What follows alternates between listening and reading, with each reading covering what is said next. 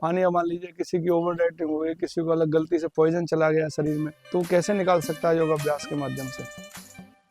लेकिन जब इसका अभ्यास अच्छा हो जाता है तो ऑर्गन जो है हमारे अंदर के जो है वो उस पर कमांड हो जाती है, बॉल से वो एक्सरसाइज करते हैं सूक्ष्म व्यायाम। उसी तरह फेफड़ों में अगर कोई कमजोरी आ जाती है, 4 बॉलों वाली एक इंस्ट्रूमेंट रहता है,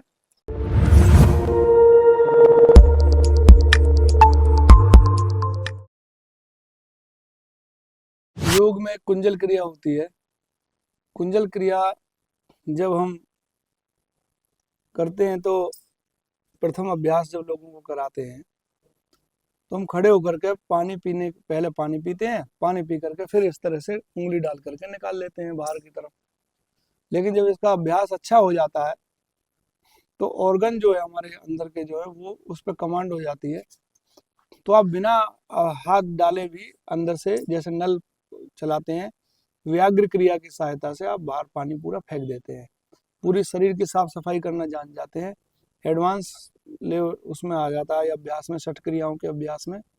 तो पानी पिया जैसे हम कुल्ला करना सीख जाते हैं बहुत से लोग, नहाना धोना सही ट्रिक से, ऐसे हम कुंजल क्रिया जो है बिना हाथ के अभ्यास के भी, जब अभ्यास अच्छा हो जाएगा आप सभी का भी, जो भी साधक करना चाहें तो वो बिना अभ्यास हाथ के भी वो कुंजल पानी को बाहर निकाल सकते हैं। मैं आपको करके दिखा रहा हूँ।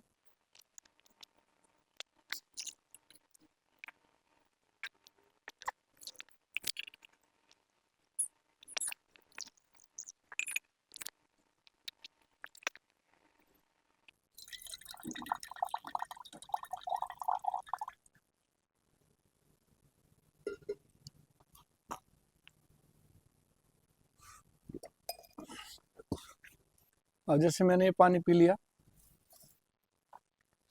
जब शुरुआत में हम सिखाते हैं तो पानी को जो है हम कुंजल क्रिया के माध्यम से इस तरह से करते हैं, पेट को उंगली डालकर मुंह में, तो पानी पी लिया तो जब चाहे निकाल सकता हूँ, कोई बात हो जाए। अंदर से जैसे हेडपम्प से पानी निकालते हैं तो हमारा जो लीवर जो है अंदर ऑर्गन इस ढंग से अच्छे सुव्यवस्थित तरीके से काम करने लगते हैं।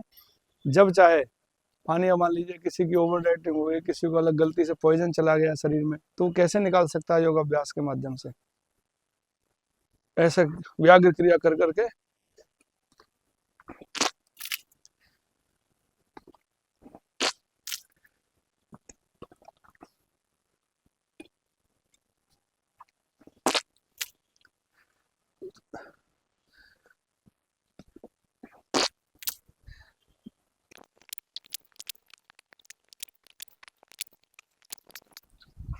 फिर ऐसे मान लीजिए अगर आपको ये है कि किसी कोई नहीं निकाल पा रहा है तो उसको अभ्यास थोड़ा सा ऐसे भी झुक सकता है।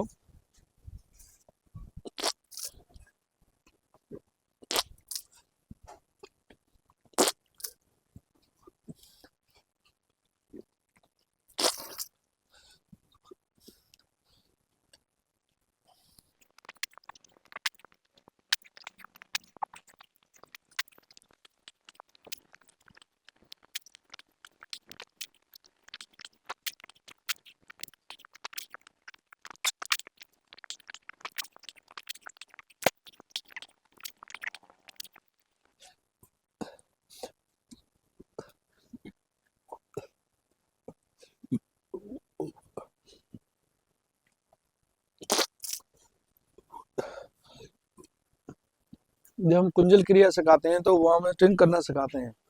ये कर किस लिए रहे कि हमारे ऑर्गन जैसे हमारे अंग है शरीर के, वे हमारे कहने में काम चले। जब हमारे शरीर में कमजोरी आने लगती है तो कमजोरी आने लगती है तो लोगों के हाथ पैर काम नहीं करते, बहुत बार फेफड़े काम नहीं करते, तो मेडिकल साइंस में उनको, जिसके हाथों में सुन्नपन आ जाता है, ऑर्थराइटिस का दर्द रहता है, तो वो क्या करते हैं, एक बॉल दे देते हैं, बॉल से वो एक्सरसाइज करते हैं सूक्ष्म व्यायाम। उसी तरह फेफड़ों में अगर कोई कमजोरी आ जाती है, 4 बॉलों वाली एक इंस्ट्रूमेंट रहता है, फिर उससे ऊपर नीचे करते हैं। तो क्योंकि हमें तो अभी तक बाहर का ही पता चला कि भाई हमारे हाथ पैर काम नहीं कर रहे, कभी फेफड़े काम नहीं कर रहे, तो ऐसे ही हमारे ऑर्गन भी लोगों के काम नहीं करते, पता नहीं चलता, सेंसलेस हो जाते हैं।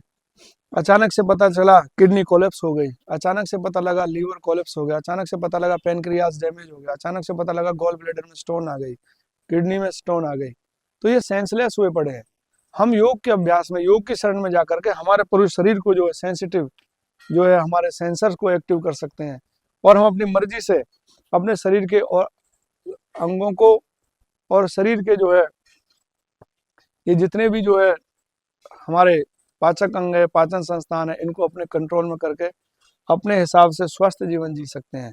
यह ऋषि मुनियों की बताई हुई विद्या है।